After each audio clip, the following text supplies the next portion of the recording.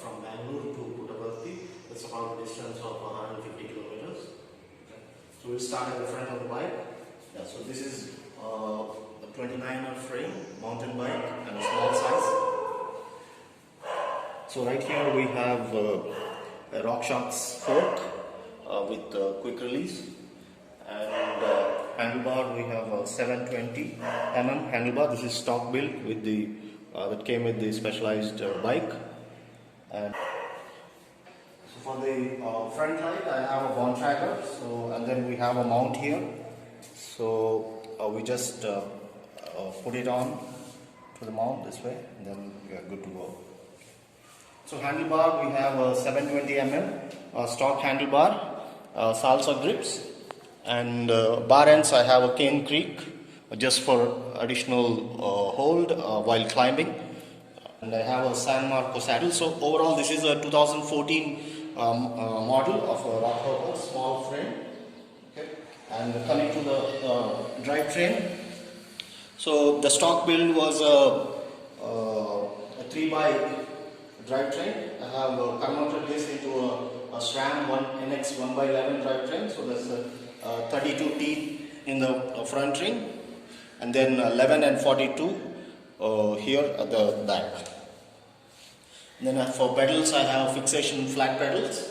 The pannier rack I have Axiom, and on the lights I have a Lesign light, rear light, and just strapped it on with a couple of zip ties, and then we're good to go. And for the bottle I have a Polar 24-ounce bottle, and then a second bottle in the pannier bag that I will show you.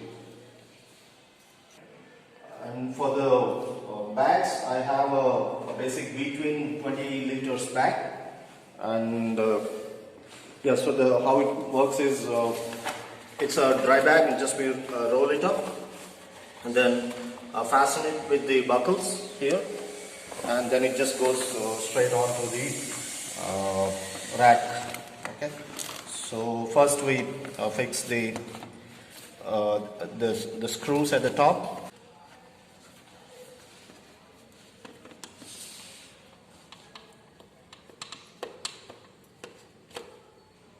We have another strap here to just fasten the bag.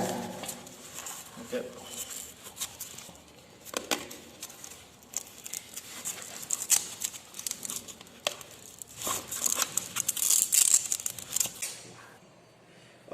The top tube bag, I have a basic bag here just to carry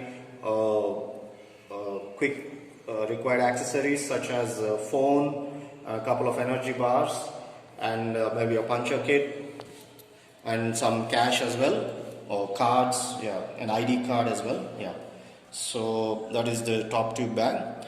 And then the second water bottle that goes into the bag here, because I don't have additional mounts on the frame. And the bag also will take in clothes for the rest day. And it's been a good solo bike packing trip. My first one for the distance of 150 kilometers.